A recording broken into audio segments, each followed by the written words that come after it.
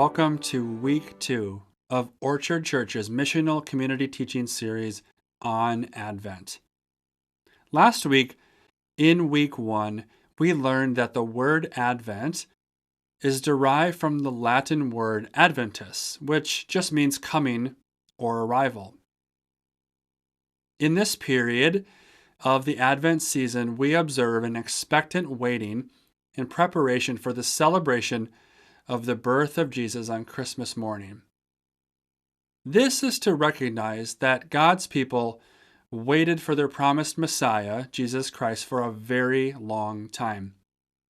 In fact, over 500 years passed between the last recorded messianic prophecy in the Old Testament book of Malachi and Jesus' birth in Bethlehem that was recorded in the Gospel of Matthew and the Gospel of Luke. Through this story, we understand that to be God's people is to be a people of waiting. Even now, we wait for Jesus to come again. And so, if to be God's people is to be a people of waiting, then how do we wait well? That is what we are going to explore today during our week 2 video.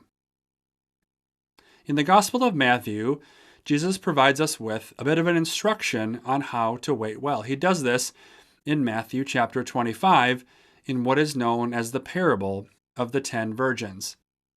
Don't get too caught up on the 10 virgin language. Jesus taught in a culture where the average bride would have been married at a very young age and would have likely lived at home with her family. And so for Jesus to communicate expectancy, he taught utilizing the imagery of a marriage, in the understanding that the arrangement of that would have been a time in the young bride's life of really great expectancy and excitement for their groom. The greater context of Matthew 25 is something about end times prophecy. We shouldn't get too caught up on that for this teaching, but it's important to note that what Jesus was doing here was instructing the hearer and the later reader that to wait on him would be very important. There was a general expectancy in the New Testament epistles and also in the early church history that Jesus was going to come again very soon after his resurrection and ascension into heaven. And so by teaching on marriage here in the waiting period of marriage, Jesus could teach us how to wait well in other things in our life that are very important. And so the lessons in Matthew 25 are on the second coming at a macro level. Practically speaking, they can provide us with a bit of an instruction on how to wait for something of which we have great expectancy. So, to summarize, Jesus teaches on waiting in Matthew 25 in the parable of the 10 virgins, and he utilized young women as a bride-to-be waiting on the bridegroom. And so let's jump in to Matthew 25, starting in verse 1. At that time, the kingdom of heaven will be like 10 virgins who took their lamps and went out to meet the bridegroom. 5 of them were foolish, and 5 were wise. The foolish ones took their lamps, but did not take any oil with them. The wise ones, however, took oil in jars along with their lamps. The bridegroom was a long time in coming, and they all became drowsy and fell asleep. At midnight the cry rang out, "Here's the bridegroom, come out to meet him." Then all the virgins woke up and trimmed their lamps. The foolish ones said to the wise, "Give us some of your oil, our lamps are going out." "No," they replied, "there may not be enough for both us and you. Instead, to those who sell oil, and buy some for yourselves." But while they were on their way to buy the oil, the bridegroom arrived. The virgins who were ready went in with him to the wedding banquet, and the door was shut. So how does this passage in Matthew 25 in the parable of the 10 virgins instruct us on how to wait. I think there are two primary ways. First, that there is great purpose in waiting. And secondly, that we should plan for a long journey in waiting by practicing the ordinary. First, let's consider the great purpose in waiting. It's clear in this teaching, and that we've already discussed, that there's something of great importance happening here in this passage. Whether we look at it for the second coming imagery or through the promised brides waiting on their wedding banquet. So when Jesus says that the kingdom of heaven is like 10 virgins who took their lamps to wait, they had a very important purpose in going to wait. Now, I'm not building up the importance of marriage here because I don't believe that every single person created by God was meant to be married as some sort of pinnacle of their existence. But in this case, the waiting of the bridegroom is to wait for something incredibly important in the person's life. Last week, we said that to wait is to be a person of God. So I think that waiting is a critical discipline of our Christian life. And I think we'd understand that there are certain things in our life that are very much worth waiting for. We talked about some of them last week. You see, there is a profound hope and purpose in this waiting that we undertake. To realize that the thing we've been waiting and hoping for, both in its ultimate fulfillment, in the fulfillment of the promise, but also that we are formed into a person of God through the process of waiting. There's a certain expectancy that's ingrained into us as a follower of Jesus. Do you ever feel like something is missing in your life, even if you're not really waiting on something or recognizing that something is missing? That's because we have a deep longing for something else, for our ultimate home, for the place that we'll be with God together in eternity, because that's how God designed us to be. St. Augustine, in his writing Confessions, wrote that, "You have made us for yourself, O Lord, and our heart is restless until it rests in you." Even considering the story of Adam in the creation account in the book of Genesis, we find that sometimes something is missing, but we can't quite figure out what. It says in the book of Genesis that Adam was alone, but that there was not a helper suitable for him. You see, of course, Adam wouldn't have understood what a helper was or what that could even look like in his life. And so because of this lesson that we can learn from the book of Genesis, we see that to wait is not inherently a matter of deprivation. Adam wasn't deprived of something because he didn't know that there was something missing. But instead, we ought to think about waiting as a matter of expectancy. When we wait, then, we shouldn't concentrate on the lack of the thing that we don't have, on the unfulfilled desire, but we focus instead on the hope, on the expectancy that is before us. In this, the ultimate desire of our life to be with God, to be fulfilled by God, we wait with a patient faith. And this teaches us about how our life should be as a follower of Jesus. We trust ultimately that the Lord's hand is going to move at the right time, that God is going to act in His time, which is right for our life. And that it's not wrong or unkind for God to make us wait. No, this actually is far from the truth. In this season of waiting, in the Advent season, or really with anything else that we wait in life, we are trained to understand God Himself. That though we are often asked to wait, we should not despair. We haven't strayed from our calling in this life. In fact, we have deeply and profoundly found it. Second, consider that planning for the long journey leads us to have to practice the ordinary in life. It says in the passage in Matthew 25 that the wise ones, however, took oil in jars along with their lamps. The other 5 then were the unwise ones. These women would have been able to burn their lamps so far as the wick would allow, but there would have been no longevity to their lamp. There was no oil in their lamp.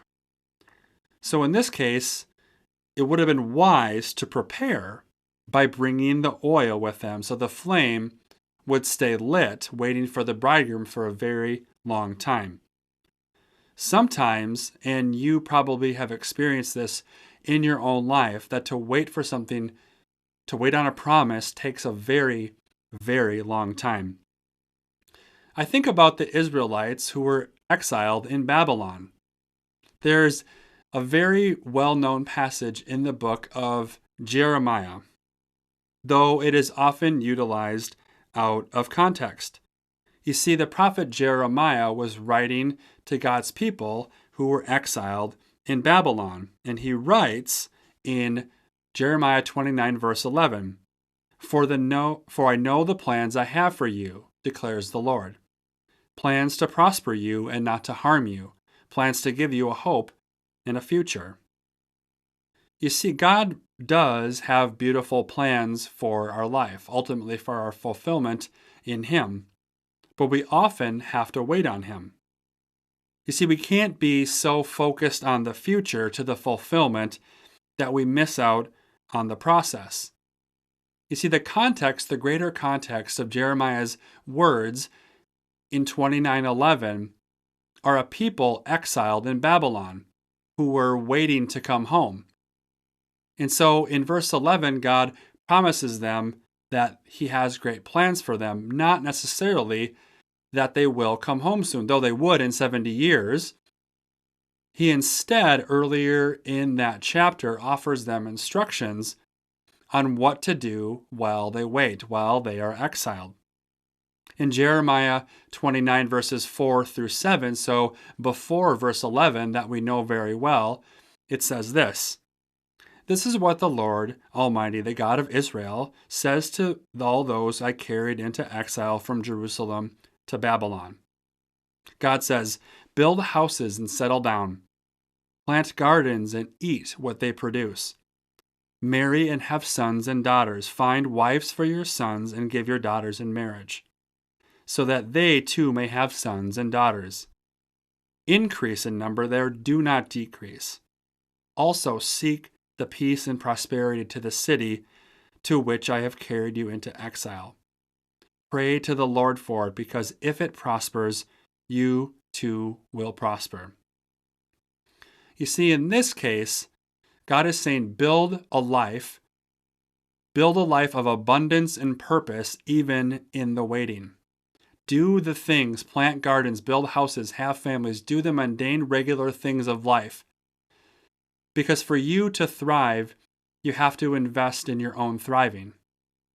And that in God's timing, He would deliver them home to Jerusalem.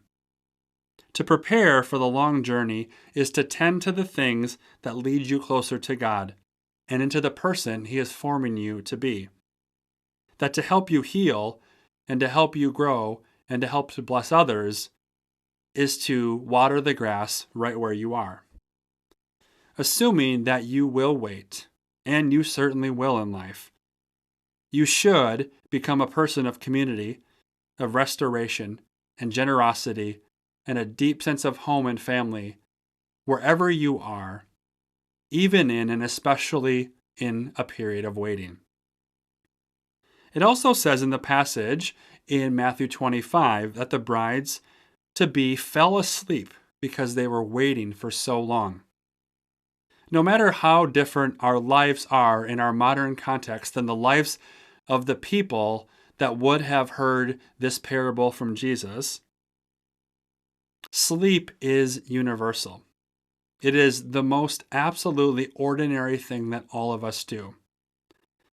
Though Advent is a period of expectant waiting, our culture leans far too into the expectant and not enough into the waiting, I think.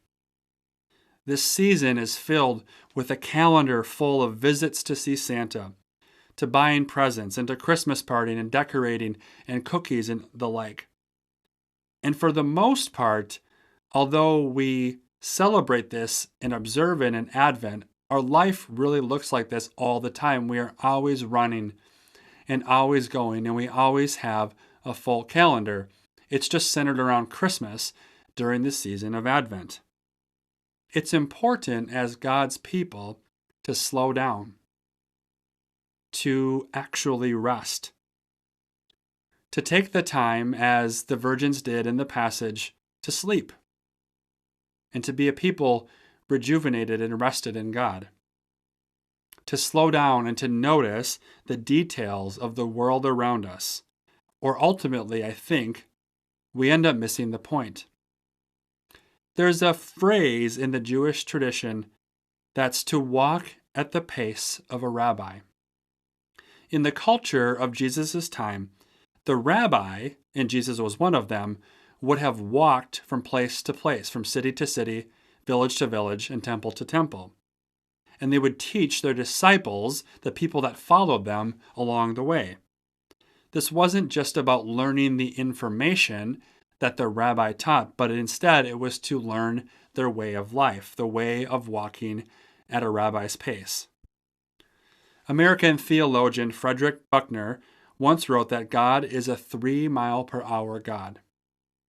You see, we have to slow down to God's pace if we want to walk with Him, to understand what He's doing in and through our period of waiting. It's not only okay, but it's critical this time of year in the Advent season, but always, to slow down and to rest and to even fall asleep and rest in God's presence, knowing that He is in our waiting. He doesn't leave us alone to wait. But there is danger in our waiting that we can run out ahead of Him and to take the fulfillment into our own hands. There is ultimately a profound purpose in the Christian story, and that is to be a person of waiting, a person who waits on God. And in and through that waiting, we ultimately find our purpose, our often slow, but sometimes mundane, but ultimately redemptive purpose as God's people. To be someone who in any situation, but in particular in the waiting, to build the best, most God-honoring life with what we have in the situation that God has placed us. All while we wait, and we wait expectantly, and in a way that we're not deprived of the promises that He has made for us. Think of the things that you wrote down on your list last week that you're waiting on in your life, that you tucked away in your Bible. You see, when we center ourselves on waiting, and in waiting especially on God and in God, it becomes a partnership in the waiting. We begin to slow down well enough to learn God's heart. And in doing so, He forms ours. The Apostle Paul wrote in the book of Romans, chapter 8, verse 28, "And we know that in all things God works for the good of those who love Him, and who have been called according to His purpose." If God's purpose is to deliver and to fulfill in His own timing, then to be His people, we slow down and trust that He is working all things out for good in and through the people that love and follow Him. And so to be a people of waiting is to wait on God and to be formed into His likeness and to learn His heart for us.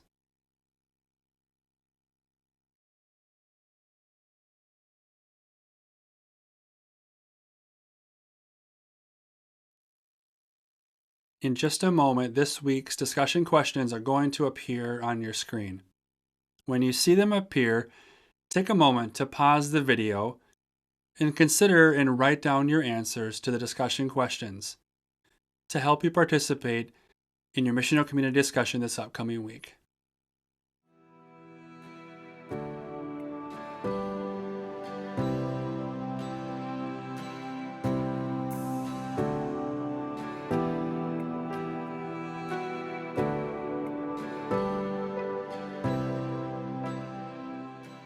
Thank you so much for joining us for week 2 of our Advent teaching series. As we consider Jesus' parable in Matthew 25 and how it can teach us to wait well by being people that find purpose in the waiting and practice the ordinary in the long journey that waiting can be. Next week, we're going to consider that being a person of God that slows down and allows interruption in our otherwise busy life can allow us to see and be seen by God in new ways. Thank you so much for being a part of community at Orchard Church. We're continuing to pray for you and the things you're waiting on in this Advent season. Have a great week. Grace and peace be with you, my friends.